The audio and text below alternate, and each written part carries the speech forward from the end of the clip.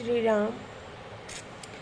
खग मृग परिजन नगर बनु बल कल बिमल दुकूल, नाथ साथ सुर सदन सम परन साल सुख मूल।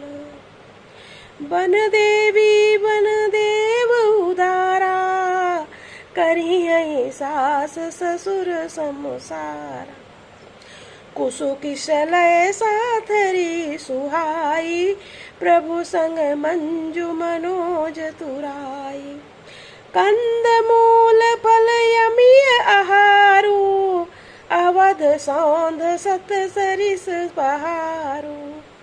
छिनु छिनु प्रभु पद कमल बिलोकी, रही हूँ मुदित दिवस जिमिको की। बन दुख नाथ कहे बहु तेरे, भय विषाद परिताप घनेरे।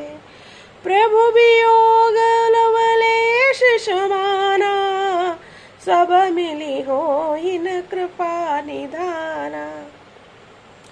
अस जिय जानी सुजान शिरोमणि, ले संग मोहि छाड़िय जनी। बिनती बहुत करऊं का स्वामी, करुणामय उर अंतर जामी।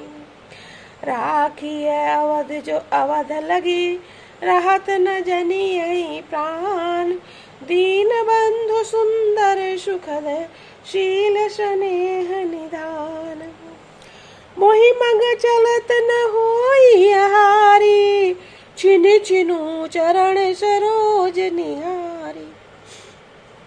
सब ही भांति पिय सेवा करी हो, मार्ग जनित सकल श्रम हरि हो।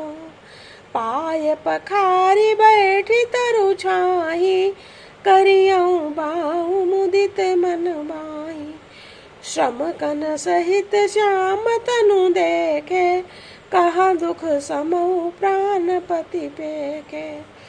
सममहि तृण तरु पल्लव डासी, पाय पलोटिय सब निसिदासी। बार बार मृदु मूरति जोही, लागिय तात बयारी न मोही।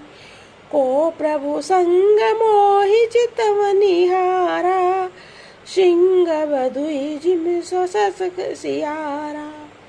मैं सुकुमारी नाथ बन जोगू, तुम ही उचित तप मो कहु भोगू। ऐसे बचन कठोर सुनी, जो न हृदय बिलगान। तो प्रभु विषम वियोग दुख, सही है पावर प्राण। अस कही सी अभिकल भई भारी, बचन वियोग न सकी सवारी। देखी दशा रघुपति जी जाना, हठि राखे नहीं राखिय प्राणा।